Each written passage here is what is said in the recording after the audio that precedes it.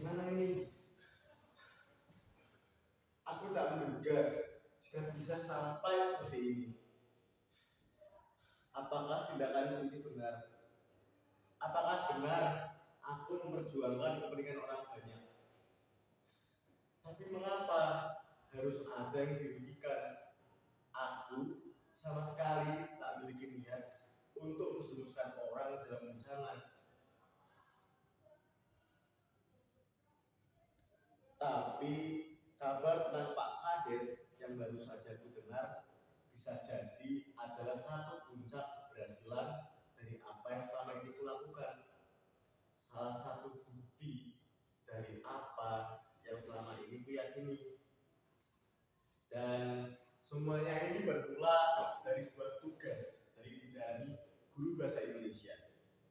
Oke anak-anak, sebelum pelajaran ini selesai, Ibu akan memberikan tugas untuk kalian dan dikumpulkan minggu depan. Sesuai dengan materi hari ini, buatlah artikel atau karangan tentang tempat tinggal kalian. Bisa tentang lingkungan kalian, keindahan alam kalian, warga yang berprestasi, bahkan masalah yang ada di desa kalian.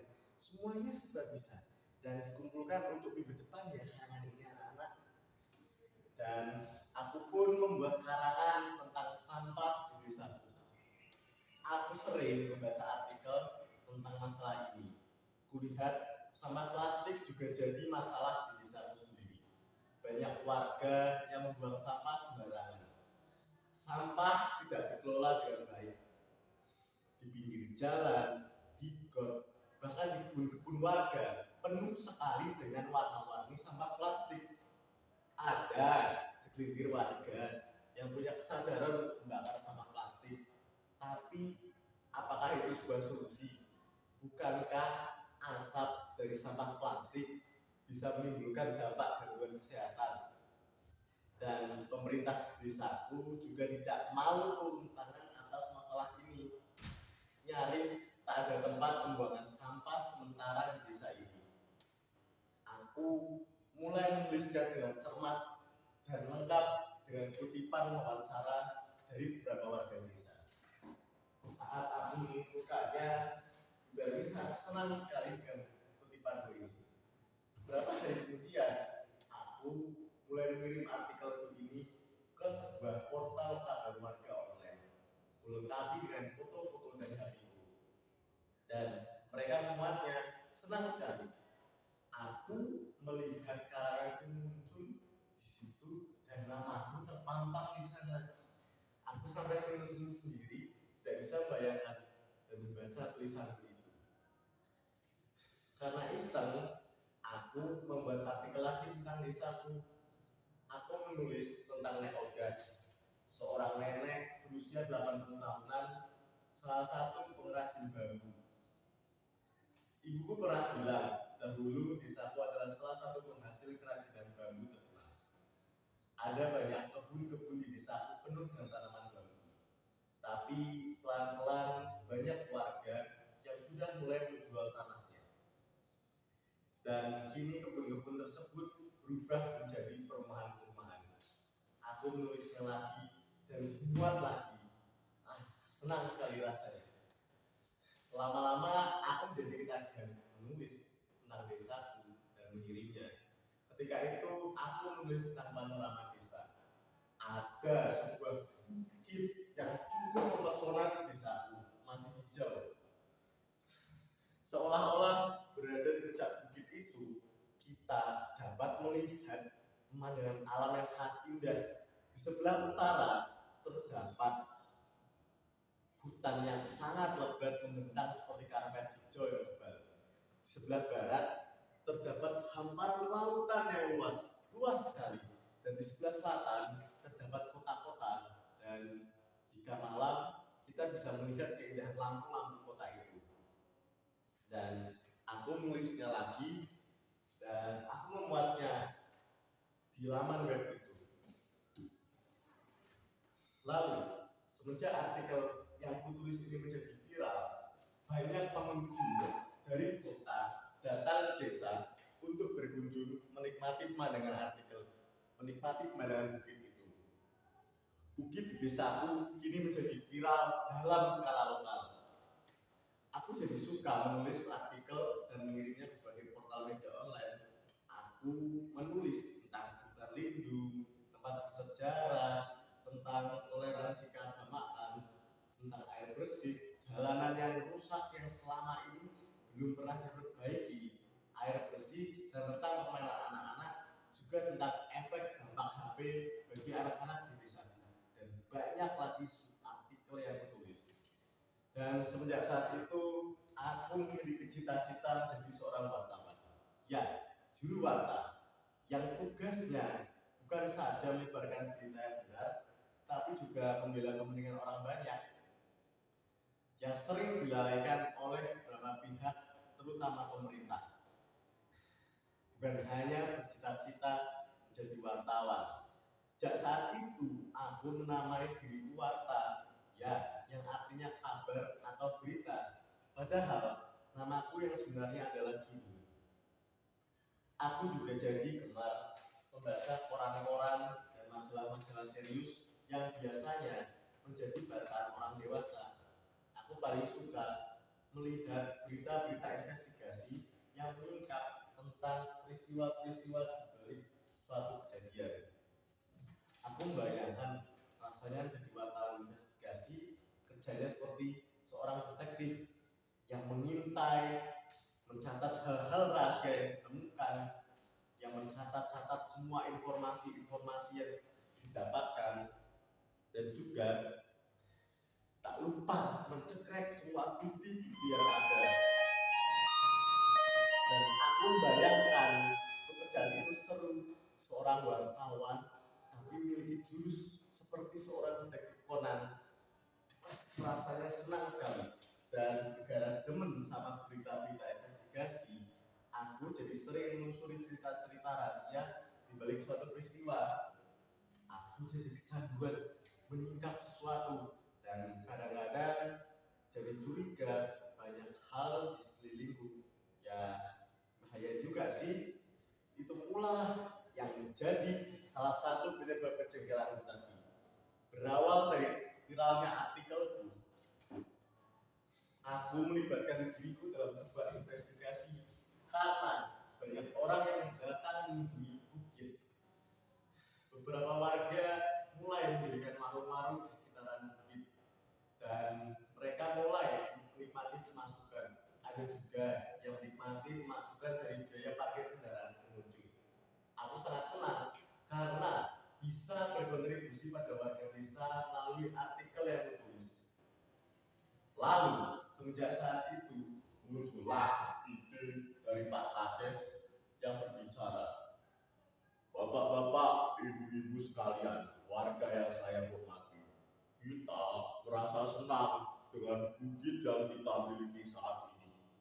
Jadi, saya memiliki ide untuk membangun sebuah tempat wisata di bukit itu, dan tahun ini desa kita mendapatkan daya pemberdayaan sebesar 300 juta dari provinsi. Dana ini akan kita gunakan untuk membangun beberapa fasilitas seperti toilet umum, wifi, dan juga gazebo-gazebo. Dan saya juga berencana untuk membangun menara pandang agar bisa pengunjung menikmati pemandangan. Dan juga kita akan menikmati pemasukan dari biaya tiket masuk. Wisata bukit ini akan menjadi ikon desa kita tercinta. Wah, semua warga bergemuruh senang dengan kabar itu.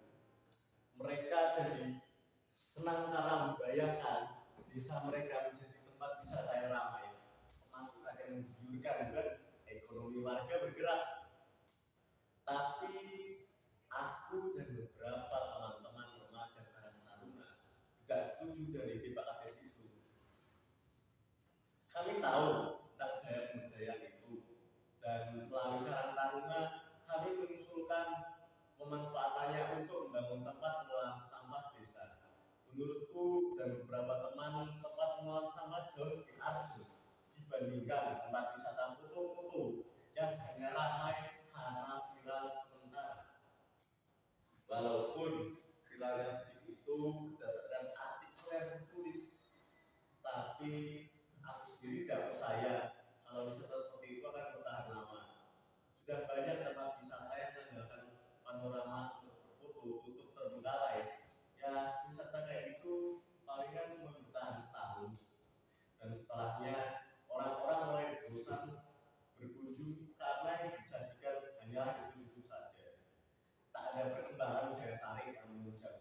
tempatnya kemudian mangkrak, sepi, dan kembali menjadi semak belukar.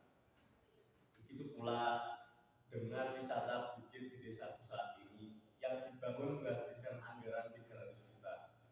Bahkan tak perlu untuk menunggu setahun, 5 bulan saja, tempat itu mulai sepi pengunjung.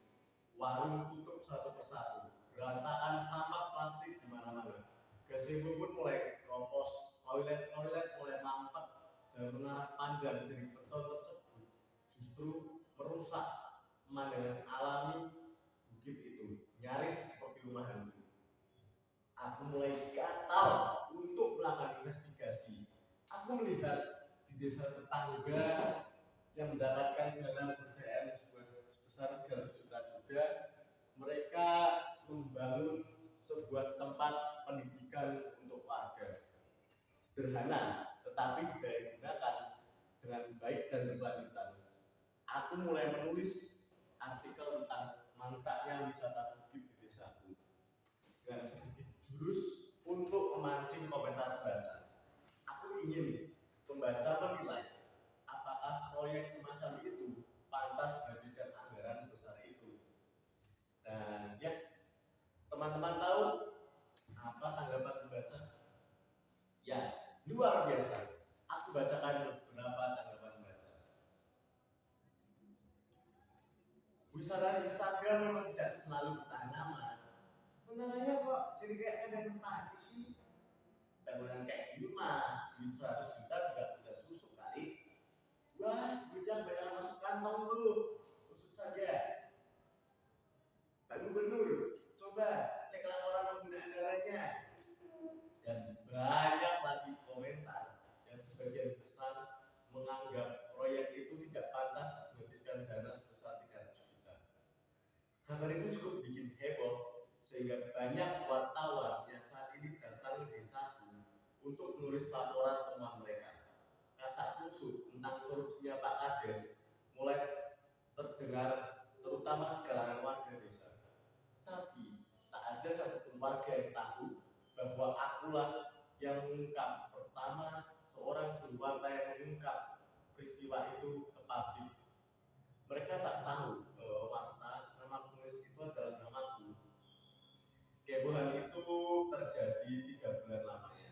Seperti biasa, kehebohan di desa nyaris sama dengan berita viral di medsos. Heboh, kencang, panas, dan ngehits. Lalu dalam beberapa waktu saja hilang di telan bumi. Aku sendiri juga sudah tidak tahu dan sudah tidak menjawabkan kehebohan itu. Tugasku sebagai juru warta sudah kutunaikan. Tapi justru setelah kehebohan itu mereda, puncaknya terjadi barusan tadi. Aku mendengar kabar dari tetanggaku kalau Pak Kades digerebek di rumahnya oleh petugas kejaksaan atas tindakan penyalahgunaan daya pemberdayaan dari pemerintah provinsi. Dan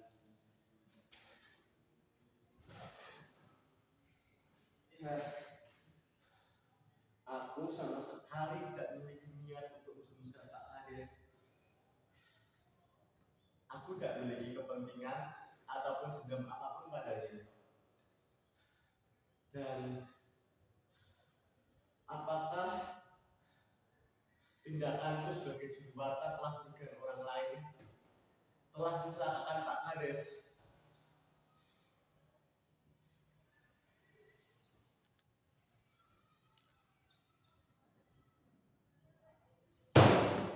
Tidak, aku sudah berada di jalur yang semestinya. Aku telah mengungkap hal-hal yang selama ini tak tersinggah.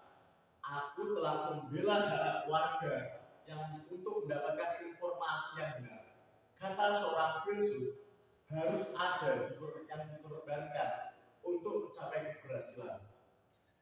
Aku menjadi semakin teguh untuk menjadi seorang wartawan, juru warta.